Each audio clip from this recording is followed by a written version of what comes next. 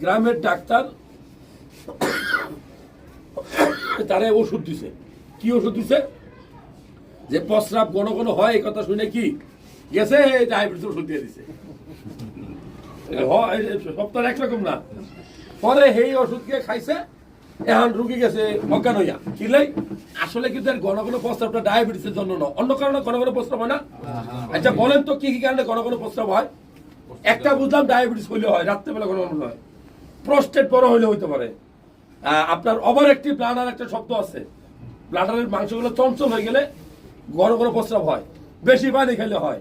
অনেকের সাইকোলজি আছে, একটু প্রস্রাব হলে বাথরুমে যায়, আছে না সুচি ভাই রূপ? এখন হেরে দিয়ে দিচ্ছে ডায়াবেটিসের ওষুধ, এই একখানা ট্যাবলেট দিচ্ছে, বেশি দেয় নাই।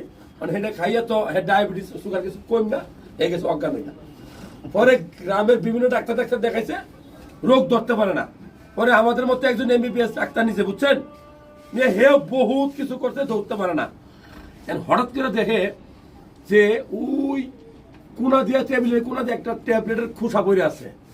খোসাটা ওটা দিয়েছে কি আর ট্যাবলেট, ডায়াবেটিসের ওষুধ। গ্রামের মাস্টার বুঝে না, এই তার মাথার কাছে কিরে এত ডায়াবেটিসের ওষুধ খাইছে, এত সুগার কমে গেছে। আপনি যদি ডায়াবেটিস না থাকে, ডায়াবেটিসের ওষুধ খেলে সুগার কমবে না? পরে দ্রুত স্যালাইন ট্যালাইন দিছে, আর রুগী তো 10 মিনিটের মধ্যে খারাই গেছে। মানে আপনি যখন গ্লুকোজটা দিবেন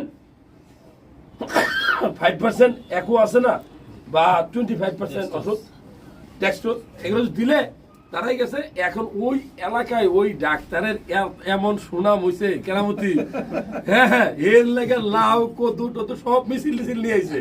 মানুষ তো মরে গেছে না, মরে গেছে না, কিন্তু আসলে তার জ্ঞান বুদ্ধি, যে তার মাথায় কাজ করছে যে এটা তো ডায়াবেটিসের ওষুধ খাওয়ার কারণে আসলে সুগারটা কমে গেছে। আসলে কিন্তু সে ডায়াবেটিস রোগী না।